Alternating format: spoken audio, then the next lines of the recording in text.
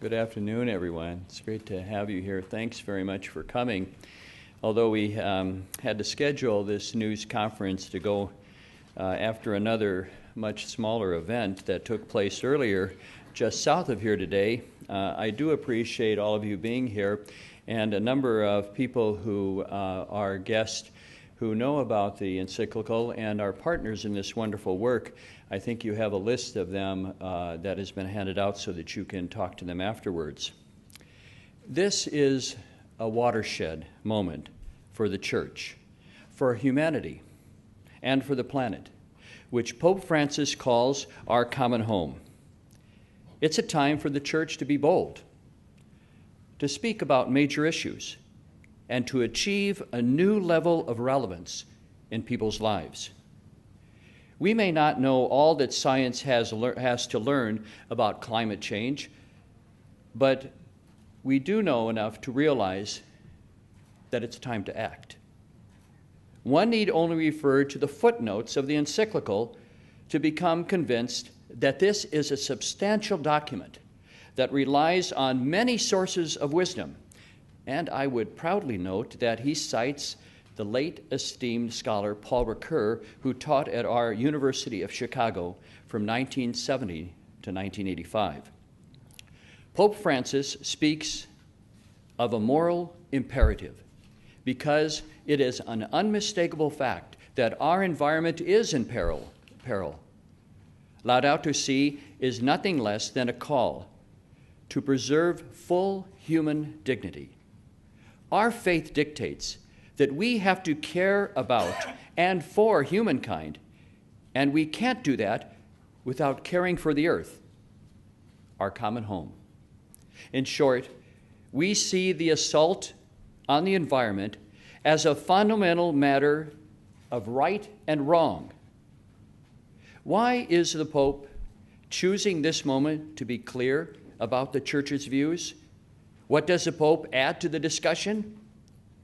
First, the Pope makes clear he is addressing not just church members or any particular country, but he is inviting each person on this planet to become informed, to begin a discussion, and to take action to protect and repair our common home.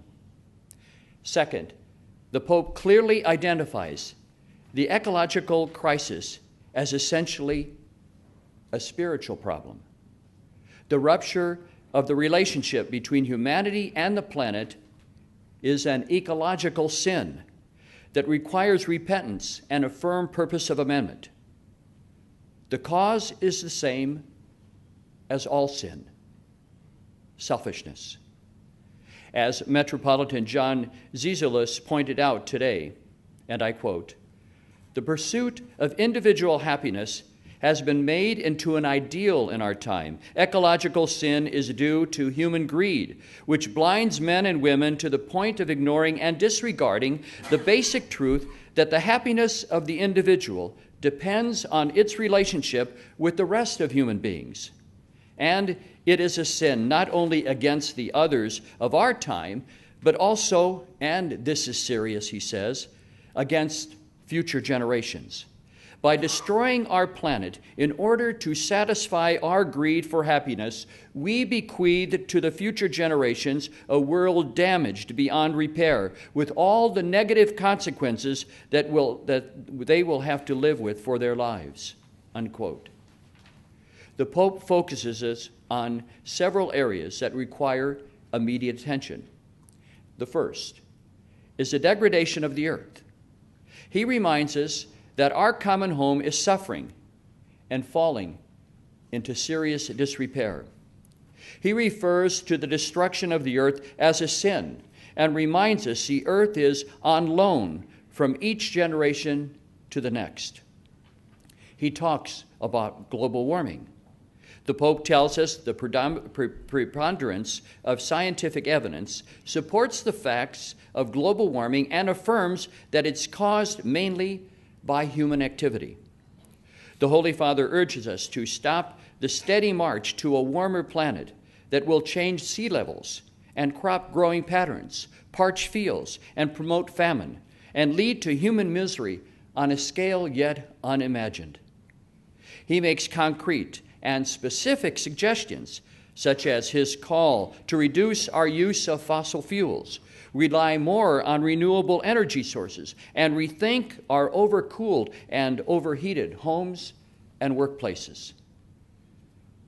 The third area he focuses on is the disproportionate impact of environmental damage on the poor, who are the most vulnerable in our world. They suffer most from the degradation of the earth. They are the least protected from the increasingly violent swings of nature caused by global warming. The poor have the greatest exposure to air pollution, droughts, unsafe drinking water, and the spread of diseases. A fourth area of focus is how business is practiced. The Holy Father urges us to look beyond the profit motive, not to make it the sole consideration. Neither should advancement and growth be attained by the use of technology without adequate reflection, especially those actions that threaten to degrade the environment and undermine the human experience of work and community and aesthetics. The Holy Father is asking leaders in business and finance to change their practices so as to protect the earth, meet the basic life needs of all humans, and support the values of a good job, a good place to live, and the opportunity to participate in a vibrant community and to reclaim family life. A fifth area of focus is the immorality of overconsumption. The Pope reminds us that purchasing is always a moral, not simply an economic act. He asks us to reduce the habit of wasting and discarding. The fact that you like it and can afford it should not be the only reasons for buying something. I'm reminded of the three questions that Quakers were asked to ask themselves before buying anything. Do I want it? Do I need it? Can I do without it?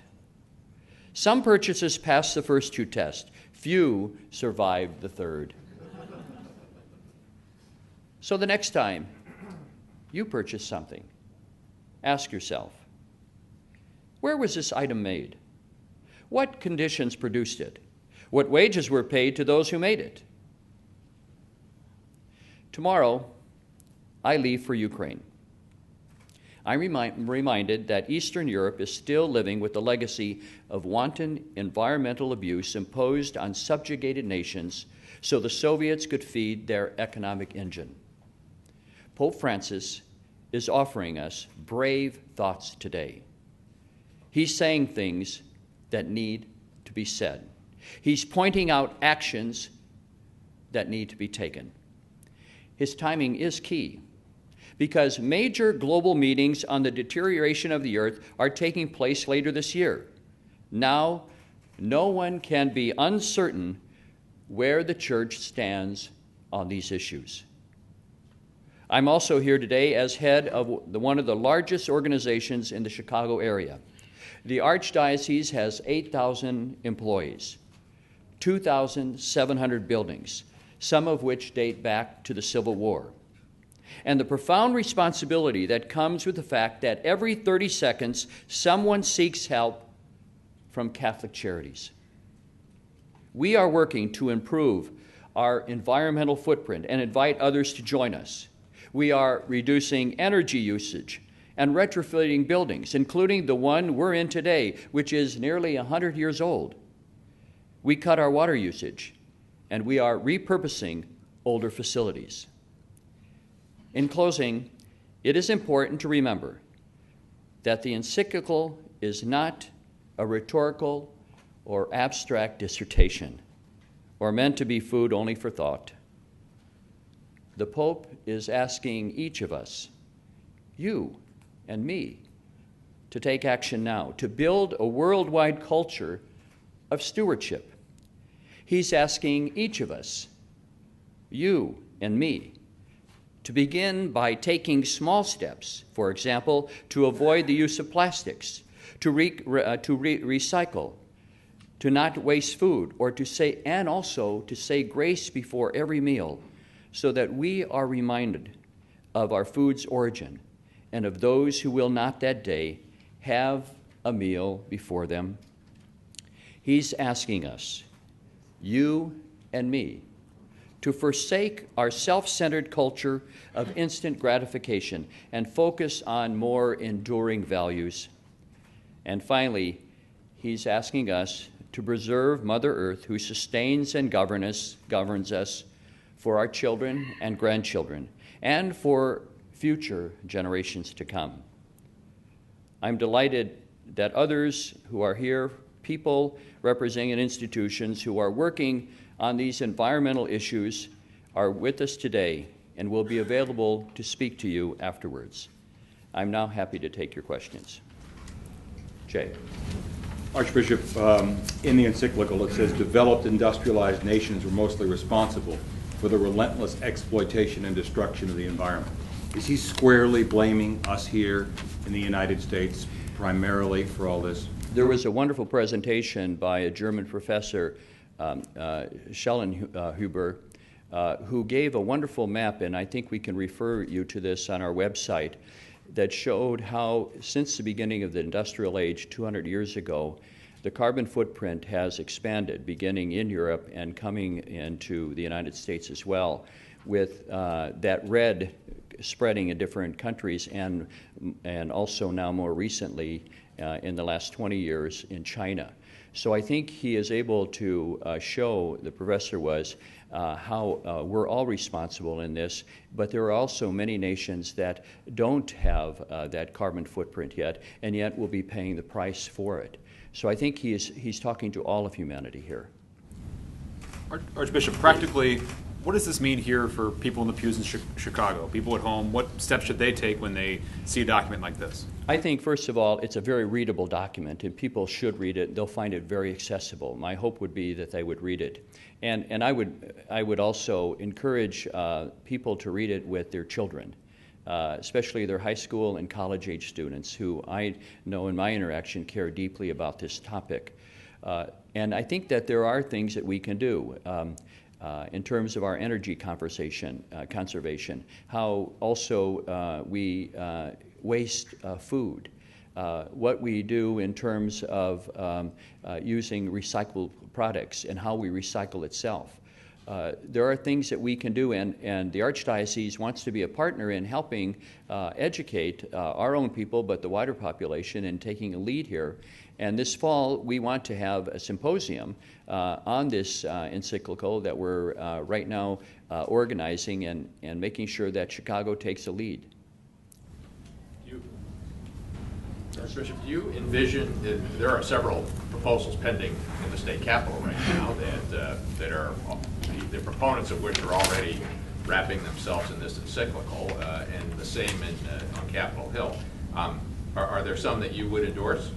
Well, I guess I'd have to look at them to see what they are. I think that anything that helps us move forward and to stop the degradation of the environment is something worth supporting and taking a look at, yes. Bishop, can you comment on the Pope's call for collaboration?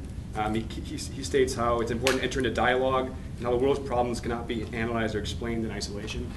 Right, and so he really wants everybody to become involved in this. I have found, for instance, how respectful the tone is. It's one inviting, it's not imposing, it's proposing. He quotes from 17 different bishops' conferences in the United States, many people who are experts in science. He's looking for a way in which we come together and tackle this issue. What I find very hopeful about it is the Holy Father is saying this is a big problem, but we shouldn't shrink from it. That the adult world can come together and make sure that we do something about this. I think we live today in a society in which we have many problems that we think are just so burdensome and overwhelming that we can't control, whether it's the national debt or gun violence, as we see just most recently here in South Carolina, or comprehensive immigration reform. We kind of back away because we think those problems are too big. I think what the Holy Father is saying, let's stand up. shoulder to shoulder. We may not agree on how we get there, but let's embrace the problem as something that we can solve. And so I find the document very hopeful. Archbishop, what would you say to regular Chicagoans who have tried to recycle but found the city's recycling program so frustrating at times that it doesn't seem worth it? Yes, it is worth it, I would say, first of all, and let's double down our efforts to get it done. Major metropolitan areas do recycling, and there's no reason why the people of Chicago, which is really a can-do city, shouldn't be able to take this on. The Pope in the Encyclical really does chide skeptics of the climate change deniers and rejects the idea that it's just dominion that humans have, but the responsibility to till as well. What do you make of that? Well, I think that he, in saying that, is going back to the book of Genesis here, in which he is saying that there is a dominion that belongs to stewardship, not a dominion that belongs to degradation. So he does take into consideration that our calling is to till the soil. Somebody gave me a wonderful quote that fits in well with this.